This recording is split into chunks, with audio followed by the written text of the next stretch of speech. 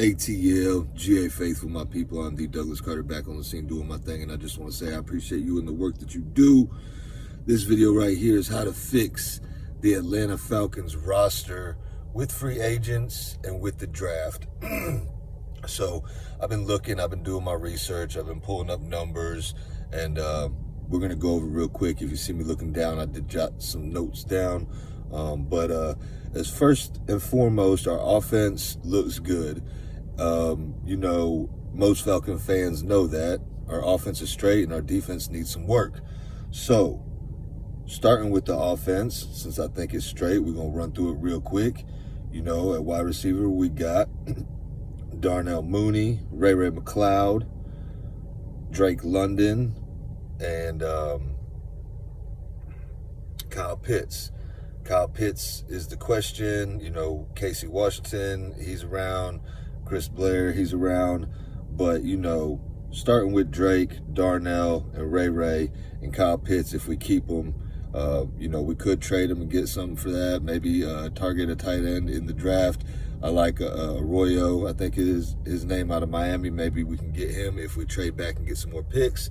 But, you know, starting with Drew Dalman, we need to go ahead and lock him up. It's a big thing to keep unity and cohesiveness in your offensive line. So if we go ahead, get Drew Dalman sealed up, we got him, Matthew Bergeron, Jake Matthews, Chris Lindstrom, Caleb McGarry, keep them all together. Michael Penix Jr., we know him. Bijan Robinson, we know him. Tyler Algier, we know him. Charlie Warner, you know, and we keep it moving. So moving on to the defense, not sure about the future of Taquan Graham. Not sure of the future of Onyemata or Eddie Goldman. Not even sure about Grady, but I'm hoping they restructure his deal and get us some more money and keep Grady. You know, we got Zach Harrison, Contavious Street. We'll have to look into him. I know we're going to keep Brandon Dorless and Ruko Rowe. You know what I'm saying? So then we got, you know, Braylon Trice coming back. Arnold Ebiketie, AK, you know, he's there. We got Nate Landman, Caden Ellis, Troy Anderson, if he can stay healthy, J.D. Bertrand. Not sure about Lorenzo Carter. And then D'Angelo Malone, maybe he can slide in and do some more work.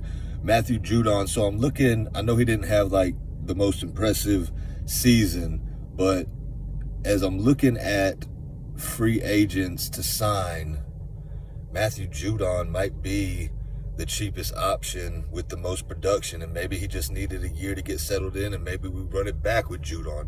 I feel like the popular consensus is Matthew Judon and Justin Simmons are gone, but I feel like the Falcons might re-sign them because they're two good players, which is a cheaper option than some of these other free agents.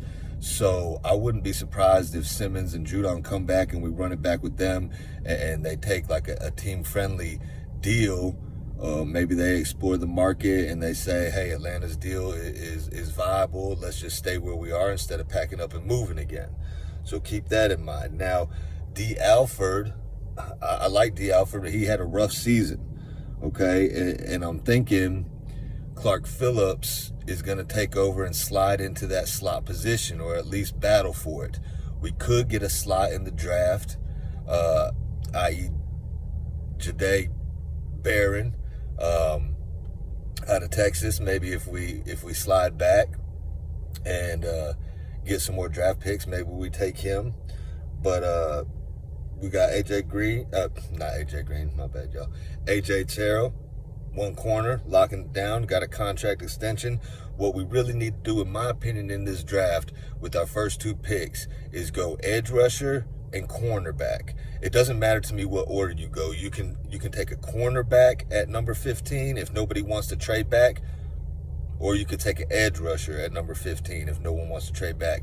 Second round, if no one wants to trade anything and you just got what you got, which might be the case, then you take the other position. Cornerback in the second round if you take an edge in the first, and vice versa.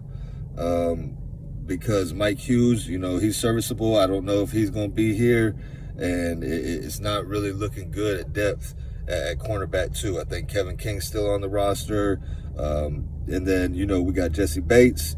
He's going to stay. Hopefully DeMarco Helms can come in and help him out. Now, like I said, Justin Simmons, maybe he can stay. Richie Grant, I think everybody's like pretty much done with Richie Grant. So, I mean, I don't know his contract situation, but Richie Grant, thank you for your service. Your time might be up. We don't know about Younghoe Koo. What we're going to do with the kicker? Is he going to come back? And then, you know, Braylon Trice, he could add some help as an edge rusher. You know, we'll see what he does. Let's see. Let me look at some more notes here. So, free agents. What I was saying earlier. You know, you got Azeez Ojulari. You got Browning, which my boy Smitty touched on. Barnett might be a cheap option. You got Kuntz. Now, he's more expensive, and I don't see Sweat or Mack. They're too expensive. So I'm kind of looking for some bargain players. That's why I say it might just be to keep Judon. And I don't know if Lorenzo Carter's time's up here. But with addition with Braylon Trice, maybe they can figure something out there with AK as well. Maybe Troy Anderson can stay healthy and provide some edge rush. But as far as the draft goes, I think there's enough players at edge and at corner that can come in and be day one starters, whether you take them in the first or whether you take them in the second. You know, you got Mike Green, which we all know about. You got Jack Sawyer. You got the edge out of Boston College. His name, it escapes me because it's long and I probably butchered it. You got Jalen Walker from Georgia. Michael Williams might be there. So you got that talent, you know, and you can pick and choose what you want there. And then if you go corner, you got Siobhan Revel, who could go up that high. You got maybe Jahdae Barron, which is kind of, you know, like he can play outside or he can play slot. Benjamin Morrison, I think, but I'm not really too high on him. You got what is it? The corner out of Michigan, Will Johnson. Maybe he falls to you, but if not, and you decide to take a corner in the second round, you still got Maxwell Harrison, which I like. Zai Alexander might be in there. Denzel Burke from Ohio State. There's a couple other corners too that I wouldn't mind taking in the second round, or maybe even possibly one in the third, like a Mello Dotson out of Kansas. So those two positions are my keys in the draft. You could do safety. I see Malachi Starks up there, but I would probably get a safety in the later rounds and just hope DeMarco Helms is good. But the draft strategy to me should be simple. Edge and corner, give AJ a running mate, which he's never had, you know what I'm saying? And then go from there. And we all know we need an edge, you know what I'm saying? It would be good to get another defensive tackle. If we can get that maybe, you know, in the fourth round or however it goes. But anything after that is just going to be a bonus, and we're going to have to work with this the best we can. I mean, there is some cornerback free agents. Rasul, I think he's in Buffalo, but, you know, he's kind of pricey. There's a bargain. Corner Hobbs from the Raiders. There's Hilton, more of a slot corner that plays for the Bengals, but he's about $12 million per, but he could, you know, team up with Jesse Bates. Asante Samuel Jr. maybe option around 12 too. And then as far as free agent safeties go, you got Hufanga from the 49ers. He's about 12 million per though, and all these other guys are close to 20 except for Andre Cisco. Shout out to Big Low, really like Cisco.